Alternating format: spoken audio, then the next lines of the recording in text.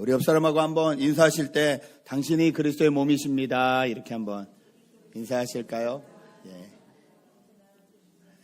한 주 동안 평안히 잘 계셨습니까? 예. 저희가 성경은 드라마다라는 주제로 성경을 크게 6가지 프레임으로 보고 있습니다. 그림을 보면서 한 번 더 외우셨죠? 예, 외우신 줄 알고 한번 외워보죠. 처음에 뭐가 있었죠?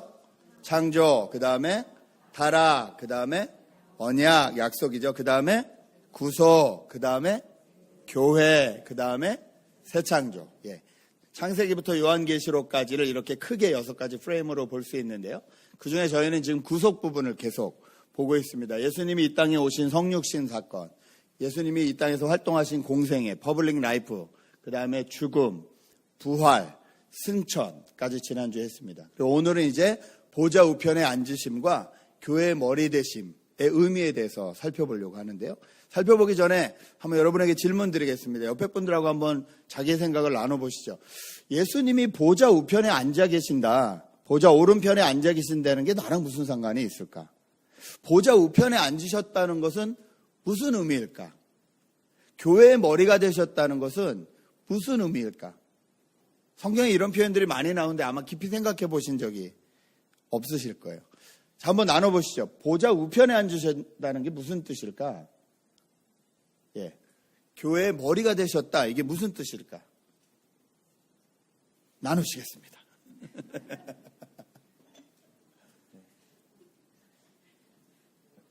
여러분의 이 짬밥을 제가 믿고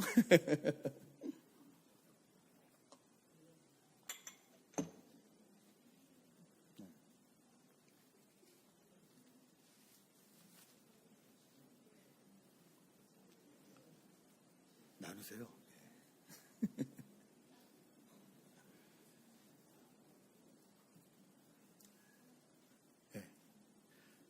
하나님의 우편에 앉으셨다. 이게 무슨 뜻일까? 교회의 머리가 되셨다. 이게 무슨 뜻일까? 네. 설교 시간에 자꾸 이런 거 여쭤봐서 죄송한데 제가 공부를 해보니까 제가 궁금하지 않은 거는 머리에 남지 않더라고요. 제가 궁금한 거는 들으면 머리에 남는데요. 그냥 누가 일방적으로 전해주는 거는 그냥 그 시간으로 끝이에요. 여기서 나가면 까먹어요. 왜냐하면 제가 궁금하지 않기 때문에. 근데 예수님 사건이니까 예수님이 우리를 구속하기 위해서 하신 일이니까 이게 중요한 일이잖아요. 적어도 신앙생활하는 저희에게. 그래서 저희가 자꾸 생각을 해봐야 됩니다. 보좌 우편에 앉으셨다는 게 무슨 뜻일까? 오늘 이것을 생각해 보려고 그래요. 또 교회의 머리가 되셨다, 예수님이. 이게 과연 나랑 무슨 상관이 있나? 예수님 지금 사역을 마치시고 돌아가시고 하늘로 올라가신 지 2000년이 지났는데 이게 나랑 무슨 상관이 있나? 여러분 한번 생각해 보시죠. 어떤 믿지 않는 사람들은 이렇게 말합니다. 예수님이 하나님이라며. 당신들이 말하기를 예수님이 하나님이라고 한다며, 같은 분이라고 한다며. 근데 왜 하늘 보좌 우편이야? 하나님 자리에 앉아야 되는 거 아니야? 여러분 이 질문을 받으시면 어떻게 대답하시겠어요? 말이 되죠? 아니 예수님이 하나님이시라며 그러면 하나님 자리에 앉아야지 왜 하나님 자리 옆자리에 보좌 오른편이냐고. 어떤 청년이 이렇게 질문하더라고요. 자, 여러분의 신앙의 경력과 신앙의 여태껏 자라면서 들어온 모든 신학적인 지식과 모든 것을 통해서 어떻게 대답을 해 주시겠어요? 예수님이 하나님이라며. 그럼 하나님 자리에 앉아야 되는 거 아니야? 말 되죠? 어떻게 생각하세요? 예? 어렵죠. 예. 뭐 좀 공부 좀 하고 덤비는 애들이니까 어려워요. 근데 요즘 공부 좀 하고 덤비거든요. 그냥 얘기하지 않거든요. 자, 여기서 그래서 저희가 먼저 하나님의 오른편이라는 뜻이 무슨 뜻인지, 성경에서 하나님의 오른편이라고 쓸 때 무슨 뜻인지 생각해 봐야 되는데요. 근데 의외로 쉽습니다. 저희가 사는 세상을 생각해 보면 돼요. 저 사람, 저 보스의 오른편이야. 그럼 무슨 뜻이죠? 네. 여러분이 생각하세요. 저 사람이 예를 들어 뭐 삼성의 뭐 누구 회장의 오른편이야. 저 사람이 오른팔이야. 그럼 무슨 뜻이죠? 가깝다. 또 가깝다. 또 어떤 뜻일까요? 가끔 세상에선 2인자에게 배신을 당하기도 하지만 예. 오른편이라는 건 가장 그 사람이 신뢰하고 모든 것을 맡길 수 있는 존재라는 뜻이잖아요. 예, 맞습니다. 성경도 그렇게 표현합니다. 성경에서 하나님이 오른편, 내 오른손 이런 표현을 하실 때는요, 가장 가깝다는 뜻임과 동시에 내가 가지고 있는 모든 능력과 권세와 모든 것을 그 사람한테 내가 이양했다, 전달해 주었다라는 뜻입니다. 그래서 오늘 예수님이 하늘 보좌 우편에 하나님의 오른편에 앉으셨다는 것은요, 그 자리가 하나님의 권세와 능력과 모든 것을 다 이어받은 자리라는 소리예요. 이 소리를 오늘 히브리서는 이렇게 표현을 합니다. 히브리서 1장 1절에서 6절까지를 제가 읽어드리겠습니다. 하나님께서 옛날에는 예언자들을 통하여 여러 번에 걸쳐 여러 가지 방법으로 우리 조상들에게 말씀하셨으나 이 마지막 날에는 아들을 통하여 우리에게 말씀하셨습니다. 하나님께서는 이 아들을 만물의 상속자로 세우셨습니다. 그를 통하여 온 세상을 지으신 것입니다. 그는 하나님의 영광의 광채시여 하나님의 본체대로의 모습이십니다. 그는 자기의 능력 있는 말씀으로 만물을 보존하시는 분이십니다. 그는 죄를 깨끗하게 하시고는 높은 곳에 계신 존엄하신 분의 오른쪽에 앉으셨습니다. 그는 천사들보다 훨씬 더 높게 되셨으니 천사들보다 더 빼어난 이름을 물려받으신 것입니다. 하나님께서 천사들 가운데서 누구에게 너는 내 아들이다, 내가 오늘 너를 낳았다라고 말씀하신 적이 있습니까? 또 나는 그의 아버지가 되고 그는 내 아들이 될 것이다 하고 말씀하신 적이 있습니까? 그러나 자기의 맏아들을 세상에 보내실 때에는 하나님의 천사들은 모두 그에게 경배하여라 하고 말씀하셨습니다. 하나님이 예수님을 자기의 이인자, 자기의 상속자, 그냥 상속자가 아니라 모든 만물을 다스리고 주관하고 운영할 수 있는 능력자로 자리를 주셨다는 거예요. 우리가 생각하는 어떤 영적인 존재라고 말하는 천사들에게도 하나님의 아들 자리를 주신 적이 없는데 천사들에게 예수님에 대해서는 경배하라고 하셨다는 거예요. 무슨 말씀인지 아시겠죠? 하나님이 예수님을 보좌 우편에 앉혀 놓으셨다는 것은요, 하나님이 예수님을 인정하신다는 소리입니다. 하나님이 예수님에게 모든 능력을 주셨다는 소리입니다. 이게 저희에게 중요합니다. 저희의 구속, 지금 저희 구속을 보고 있잖아요. 저희가 구원받는 거, 구출받는 거, 이게 중요합니다. 왜냐하면 저희가 하나님이 아니라 예수님이 하신 사건, 십자가의 사건과 부활 사건과 승천 사건을 믿음으로 구원을 받잖아요. 그런데 만약 그 예수님이 하나님에게 인정받지 못하시는 분이라면 우리의 구원이 무효가 될 수 있죠. 근데 오늘 성경은 뭐라고 하냐면 여기서의 사역을 다 마치시고 하늘로 올라가신 그분을 하나님이 인정하신다는 거예요. 뭘로요? 자기의 이인자로. 자기의 모든 권력과 모든 능력과 모든 것을 다 그대로 이어받으시는 그분으로 인정해 주신다는 거예요. 그래서 하나님의 보좌 우편에 앉아 계신다는 게 너무 중요합니다, 저에게. 자, 그럼 아까 그 청년의 질문한, 아니 하나님이라면 왜 보좌에 안 앉으시고 보좌 우편이냐? 예, 이거는요, 아직까지 예수님이 하실 일이 남아있다는 성경의 표현입니다. 자, 그러면 마지막 날에는 하나님의 보좌에 예수님이 앉으시냐?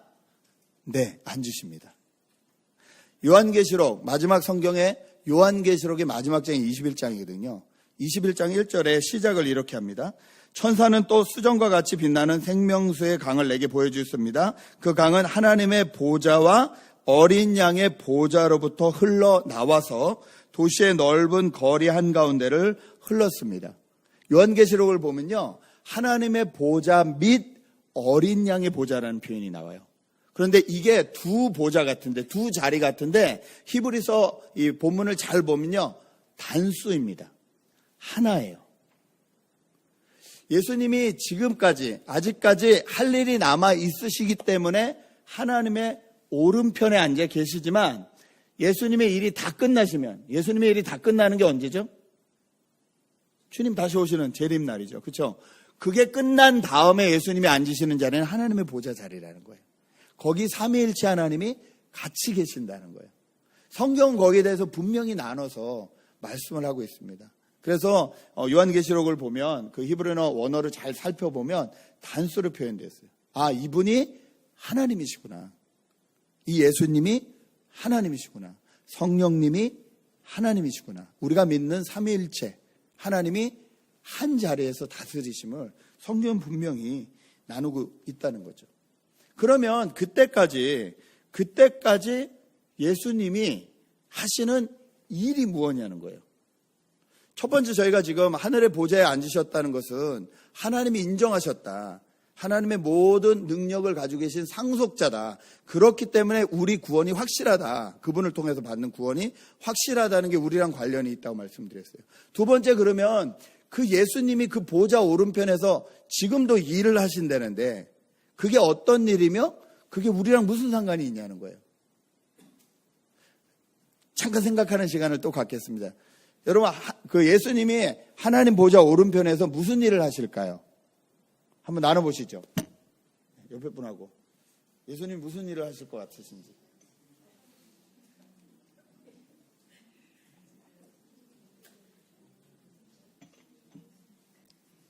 하나님의 오른편에서 무슨 일을 하실까요? 네. 여러분은 그 최고의 능력자 오른편에 앉혀주시면 무슨 일을 하시겠어요? 이간질? 쟤는 어떻고 쟤는 어떻고. 하나님의 계획을 지시할 것이다. 우리 권사님 너무 멋지세요. 예. 자, 무슨 일을 하실까요? 예수님이 하나님 보좌 우편에서 하시는 일이 뭘까요? 성경은 기록되어 있거든요. 기도하시면서 처소를 준비하신다. 우리 처소를 준비하러 올라가신다고 했으니까. 예. 이 시간은 그냥 설교 시간이지만 여러분 생각하시는 시간이에요. 그래야 저희가 잘 들리거든요. 예수님이 하실 일이 많으시겠죠. 예, 성경에 많이 나와 있는데 그중에 아주 대표적인 것에 대해서 저희가 한번 찾아보겠습니다. 로마서입니다. 로마서 8장 34절을 같이 읽겠습니다. 시작.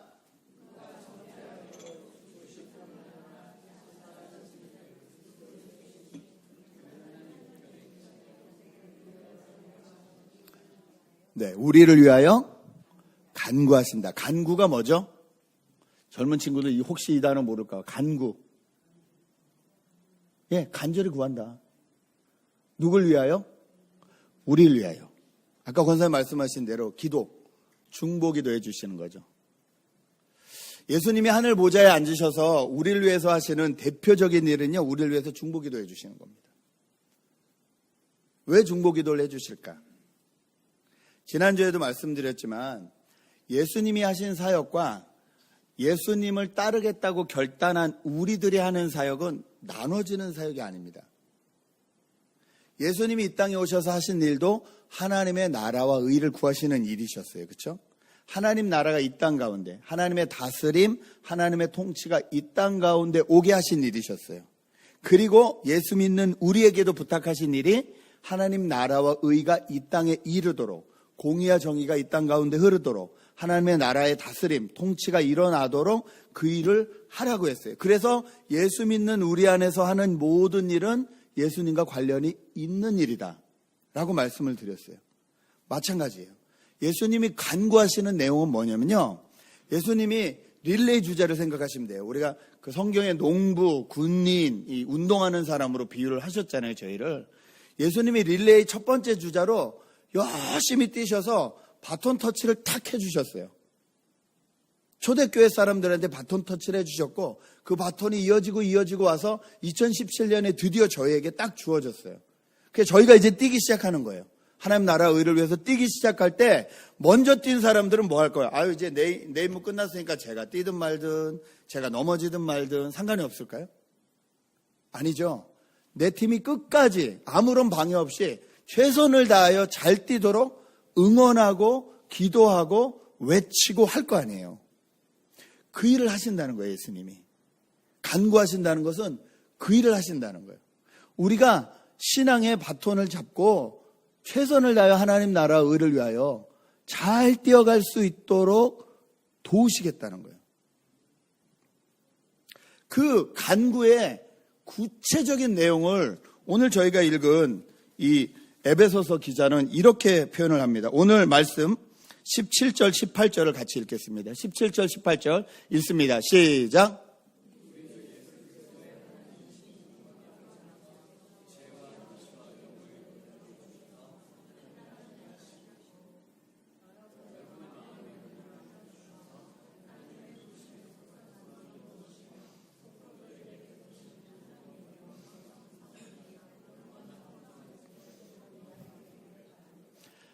예수님이 기도하고 계신 내용, 그 내용을 이 우리의 믿음의 선배들은 이렇게 표현을 했어요.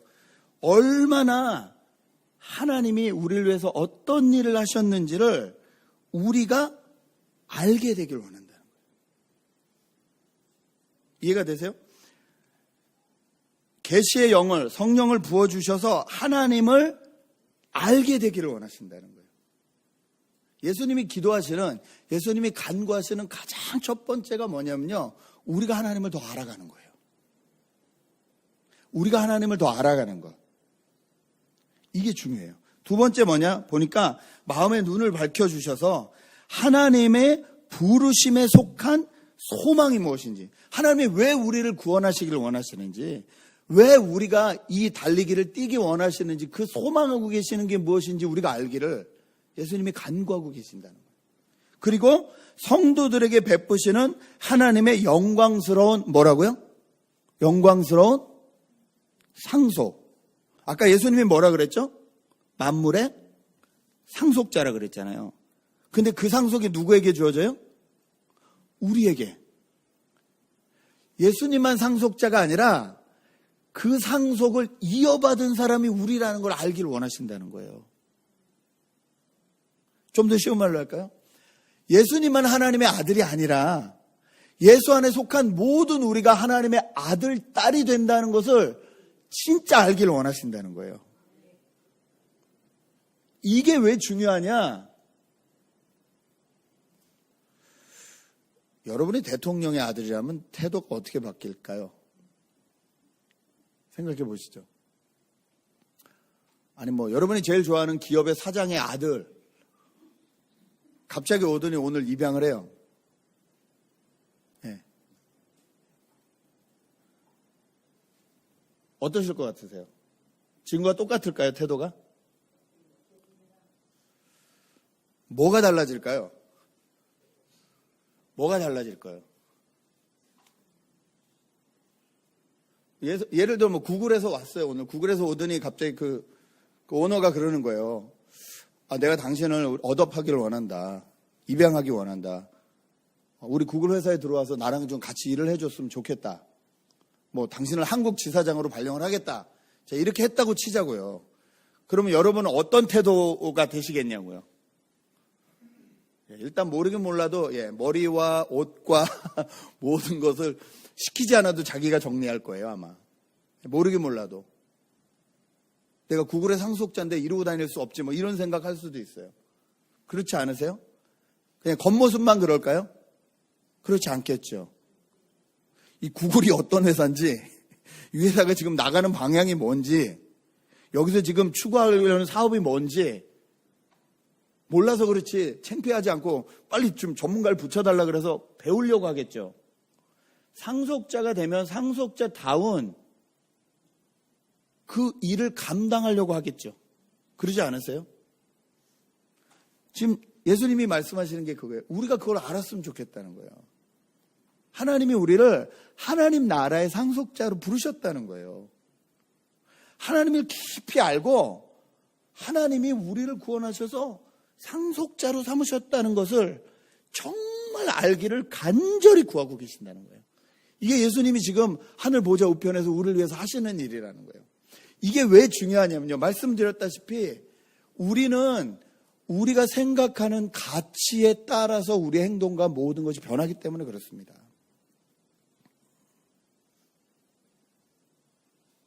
내가 구글의 상속자라고 생각하는 순간 우리의 행동과 우리의 말가짐과 우리의 태도는 변하게 돼 있어요. 변하게 돼 있어요. 네. 내가 어떤 나라의 대통령의 왕의 아들이라고 친아들이 아니래도 돼요. 입양됐어도 돼요. 저희는 입양됐다고 성경은 표현하거든요. 입양됐어도 돼요. 법적인 권리를 갖게 되는 순간 우리의 태도와 우리의 행동과 우리의 말투와 모든 것은 변하게 돼 있어요. 왜요? 가치가 변하기 때문에 그래요. 가치가 변하면 행동과 말과 모든 것이 변하게 돼 있습니다. 예수님이 하나님에 대해서 깊이 알으라는 건 뭐냐면요, 당신의 가치가 어떤 건지를 깊이 알으라는 거예요. 하나님에 대해서 깊이 알으라는 건요, 하나님이 도대체 왜 2017년 7월에 지금 여러분 스스로 다 아시잖아요. 내가 지금 어떤 상태인지, 무엇을 추구하고 있고 무엇을 위해 살고 있고 무슨 생각을 하고 있는지, 도대체 이런 나를 위해서 왜 독생자 아들을 죽이셨냐는 거예요. 도대체 하나님 앞에 나는 어떤 가치냐는 거예요. 도대체 어떤 가치이길래 그 하나밖에 없는 아들을 십자가에 달려 죽기까지 하시면서도 나에게 사랑한다고 프로포즈를 하시냐는 거예요. 하나님이 생각하시는 내 가치가 뭐냐는 거예요. 내가 생각하는 내 가치, 세상이 생각하는 내 가치가 아니라 하나님이 생각하시는 내 가치가 뭐냐는 거예요. 하나님을 깨달을수록, 하나님과의 관계가 깊어질수록 저희는 그 하나님의 본심을 알게 됩니다. 어떨 때는 이유 없이 그냥 하시는 것 같아요. 성경에 참 구약에 참 그런 것들이 많이 있어요. 예를 들어 이런 거죠. 전쟁에 나간 다음에 전쟁에서 돌아올 때 전쟁에서 바로 못 돌아오게 하세요. 집에 바로 못 가게 하세요. 동네 밖에서 일주일을 머물게 하세요. 전쟁 나갔던 군인들이 얼마나 가족들이 보고 싶겠어요.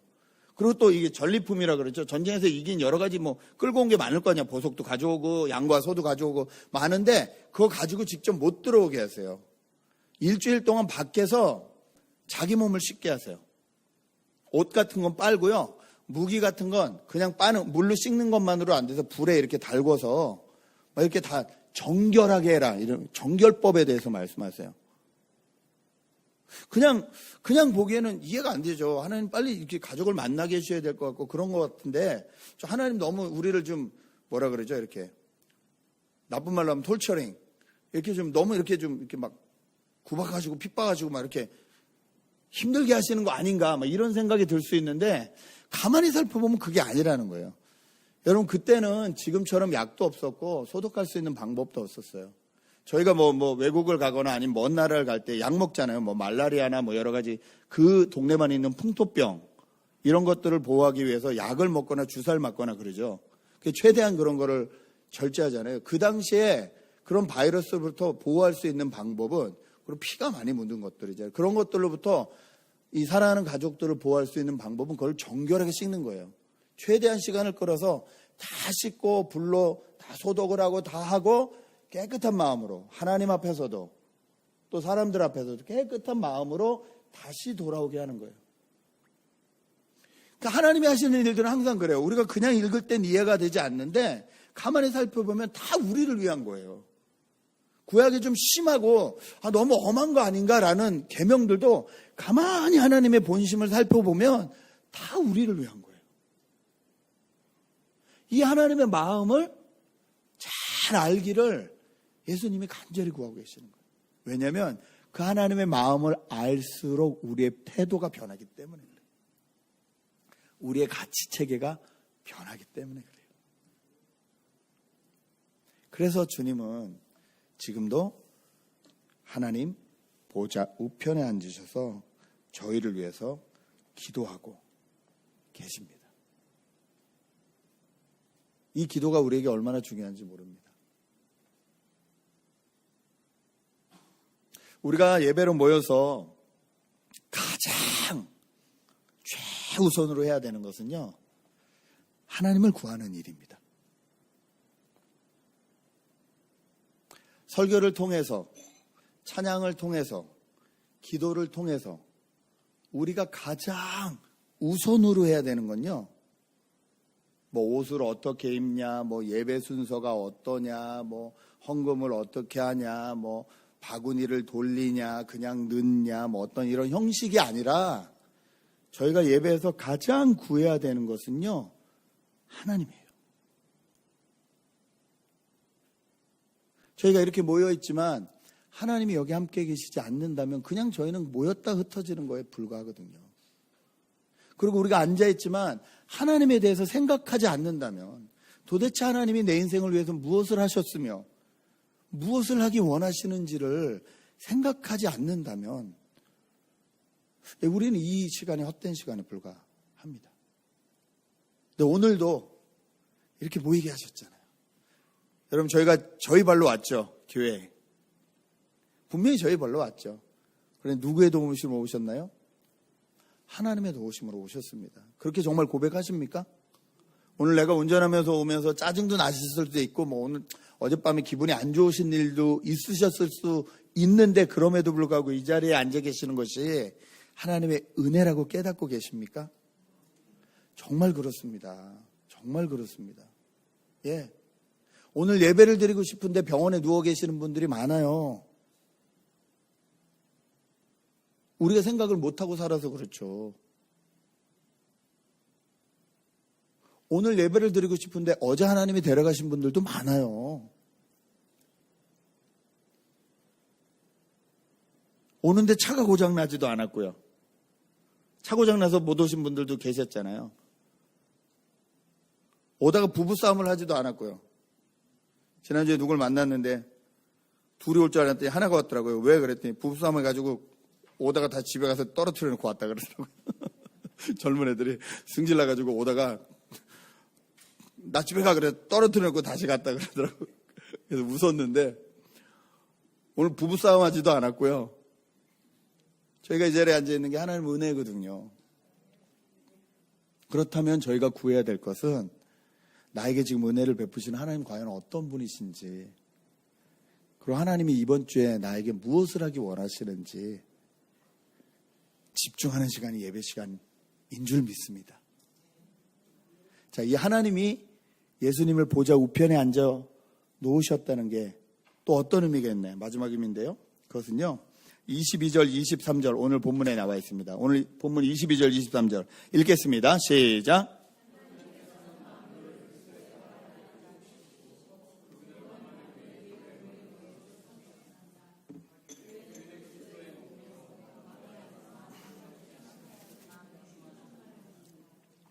하나님이 그리스도 앞에 모든 만물을 무릎 꿇게 하시고 예수님을 뭘로 세우셨다고요? 만물 위에, 22절. 만물 위에 뭐로 삼으셨다고요? 교회의 머리. 교회의 머리로 삼으셨다는 거예요. 여러분, 성경은 건물을 교회라고 부르지 않습니다. 예수 믿는 사람을 교회라고 부릅니다. 그렇다면 교회의 머리라는 건 우리 이 웨스텔레이 이마고데이 교회의 머리라는 뜻이 아니라 웨스텔레이 이마고데이를 이루고 있는 저와 여러분 한 사람 한 사람의 머리라는 뜻이에요. 예수님이 저와 여러분의 머리시라는 거예요. 한번 고백할까요? 당신의 머리는 예수 그리스도십니다. 옆에 분하고 한번 고백하시죠.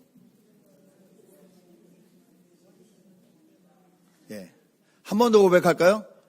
그러니까 내 마음대로 살지 맙시다.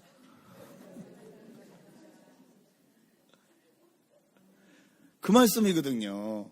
교회의 머리로 삼으셨다는 건요. 그리고 뒤에 뭐라 그랬어요? 교회는 그리스도의 몸이다.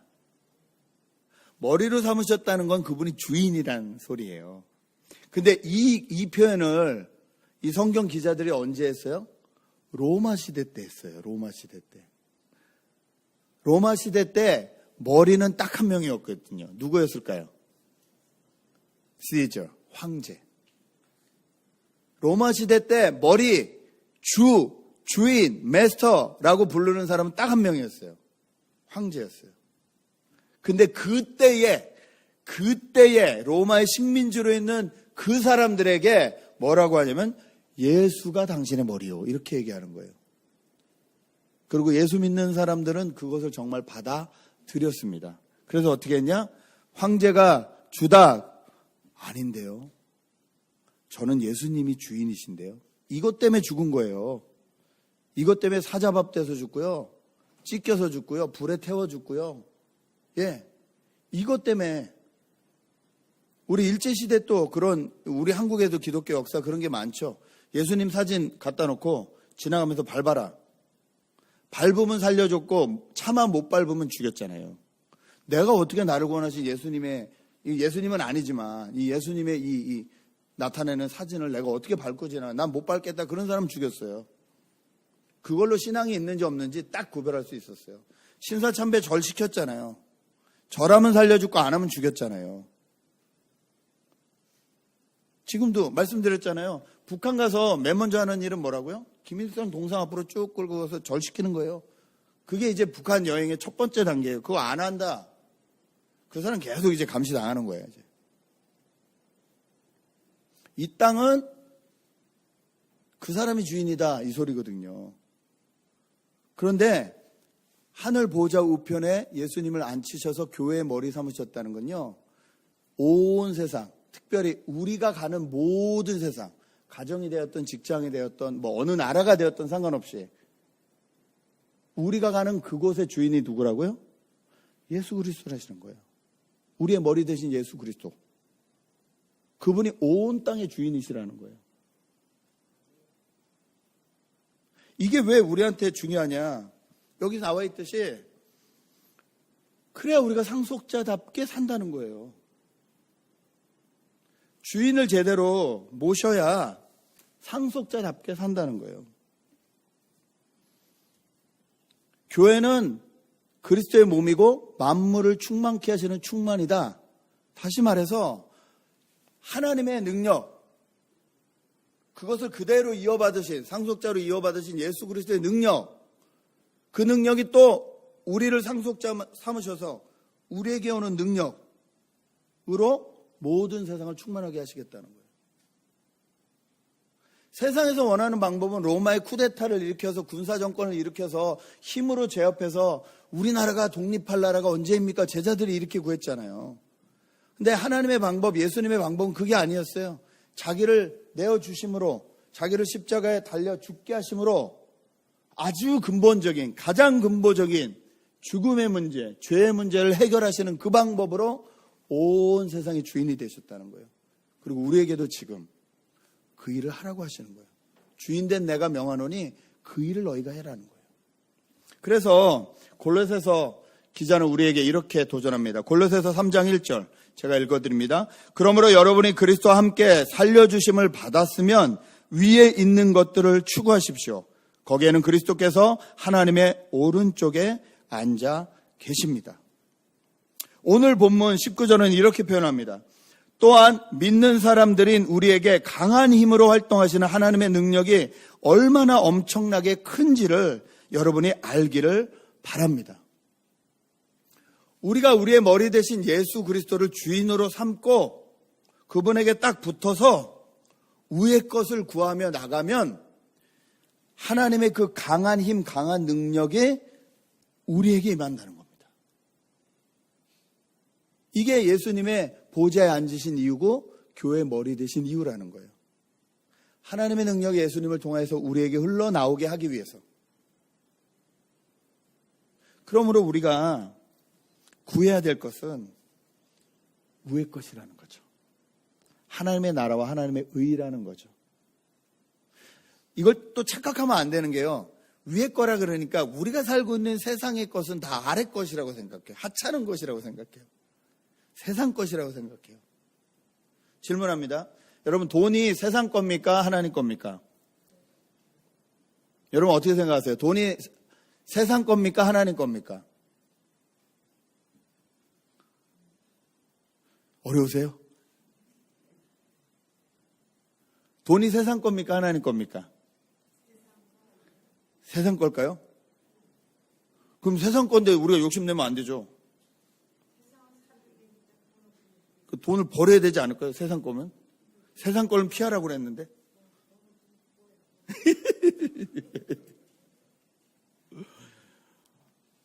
여러분, 돈은 하나님 겁니다. 돈이 하나님 건데 세상 거라고 생각을 하는 거예요. 그러니까 두 가지가 나타나는 거예요. 세상 거니까 돈을 벌거나 어떤 경제적인 활동을 하거나 어떤 이런 거를 최소한만 하고 그 이상을 구하는 것에 대해서 되게 이렇게 신앙 없는 사람처럼 생각을 하거나 사람이 이중적이 돼요. 아까도 말씀하셨다시피 돈 없으면 당장 내일 밥을 못 먹는데 그런 거 구하면 믿음 없는 사람처럼 교회가 생각을 해요. 근데 되게 웃겨요. 선교 갈 때는 돈이 있어야 뭘 사거든요. 그 돈하고 이 돈하고 다르나요? 그 돈은 거룩한 돈이고 이 돈은 더러운 돈인가요? 전혀 그렇지 않아요. 근데 저희는 먼저 그 나라 그 일을 구하라고 하늘을 구하라고 하니까 자꾸 이렇게 죽은 뒤의 세계, 뭐 천국 갈 때 일어날 뭐 어떤 그런 거, 이런 것만 하나님 나라라고 생각하는데 아닙니다. 말씀드렸듯이 하나님 나라는 하나님의 다스림이라 그랬잖아요. 하나님의 통치라 그랬잖아요. 저희가 돈의 지배를 받느냐, 돈을 지배하느냐. 저희가 돈을 지배할 때 거기에 하나님의 다스림이 임하겠죠. 돈을 아무리 갖다 줘도 돈의 유혹을 받지 않고 돈에 상관이 없는 사람이라면 돈을 다스리는 사람이 되겠죠. 근데 돈이 얼마 있지도 않는데 한 달에 뭐 겨우 2, 3천 불이 있는데 맨날 돈의 다스림을 받아요. 돈. 이거는 하나님의 나라의 사람임에도 불구하고 돈의 다스림이 아니라 돈에 끌려다니는 사람인 거예요. 하나님 나라와 하나님의 의는요, 저기 있는 세상이 아니라 저희가 살고 있는 이 땅에 대한 이야기입니다. 먼저 하나님의 나라와 의를 구하라는 건요, 이 땅 가운데 우리의 삶의 터전에서 하나님의 나라와 하나님의 의를 구하라는 거예요.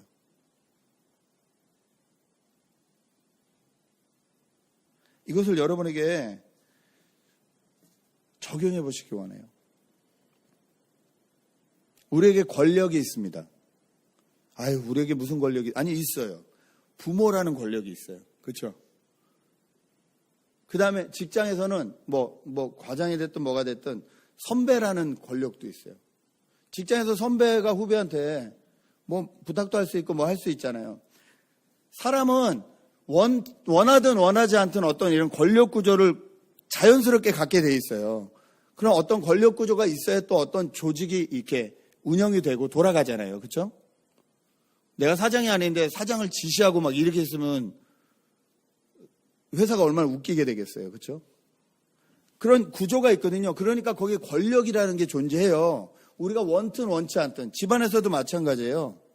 권력이라는 게 존재해요. 분명히.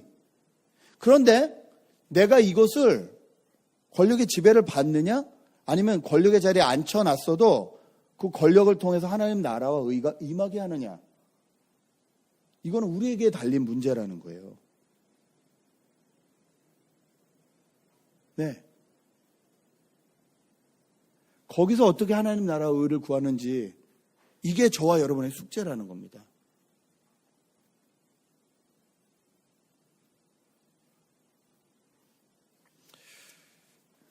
여러분, 정말로 예수님이 마지막 날에 모든 하나님의 권세와 능력과 모든 것을 가지신 상속자라는 것을 저희가 확실히 믿는다면, 그리고 그 상속자 되신 예수 그리스도께서 하늘 보좌 위에서 우리를 위해서 간구하시면서 우리가 하나님에 대해서 더 깊이 알아가길, 그리고 우리를 상속자로 부르셔서 이 땅 가운데 우리가 무엇을 해야 되는지를 간절히 기도해 주시고 계시는 분이라는 것을 우리가 안다면,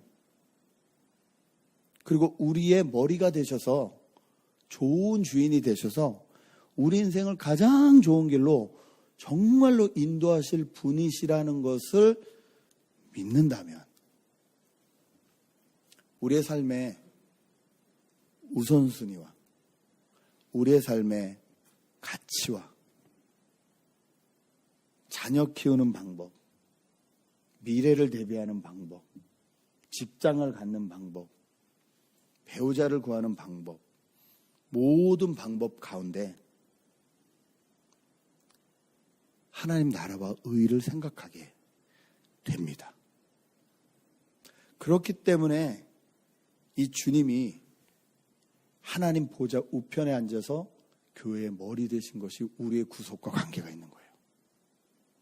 우리의 날마다 삶의 구원과 관계가 있는 것입니다. 예수님이 우리의 머리가 되시면 우리의 관심사가 예수님이 됩니다. 그리고 하나님의 영광을 드러내는 것이 우리의 관심사가 됩니다. 네. 그렇게 하다 하나님이 성공시켜 주실 수 있는 거예요. 그러나 성공하지 않아도, 이 세상에서 말하는 성공하지 않아도 괜찮은 거예요. 왜냐하면 나는 예수님을 통해서 하나님과 연결된 사람이고 하나님 나라를 구하며 살았기 때문에 만족한 거예요. 저희는 저의 생각이 어디 있는지, 저의 가치 체계가 어디 있는지에 따라서 행동하게 돼 있거든요. 오늘 예수님은 하늘 우편에 앉으셔서 우리의 생각이 어디 있는지, 우리의 가치 체계가 어디 있는지 다시 한번 생각해 보라고 도전하십니다. 만물의 통치자, 상속자 되신 예수 그리스도를 다시 한번 바라보시기 바랍니다. 그분이 우리를 위해서 지금도 간구하고 기다리고 계신다는 것을 잊지 마시기 바랍니다. 그리고 정말로 그분을 내 인생의 주인이라고, 말로만 주인 말고 진짜 주인이라고 생각하고 우리의 시간, 우리의 물질, 우리의 삶의 어떤 결정해야 될 중요한 것들을 그분하고 의논해 보시기 바랍니다. 그러면 그때 이 땅 가운데, 우리의 삶의 터전 가운데 하나님 나라가 임할 줄 믿습니다. 함께 기도하겠는데요. 이 시간에 말씀을 기억하며 한번 기도하실 때에 지난 한 주를 살면서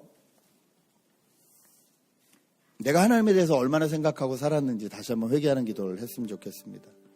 난 얼마나 하나님을 깊이 알려고 했는지, 그래서 성경을 펼쳤는지, 그래서 말씀을 들었는지, 아니면 의무적으로 했는지, 하나님과 어떤 관계를 가졌는지, 하나님과 어떤 생각을 했는지 우리를 돌아보며 하나님 앞에 먼저 기도하는 시간을 갖겠습니다. 같이 기도하십니다.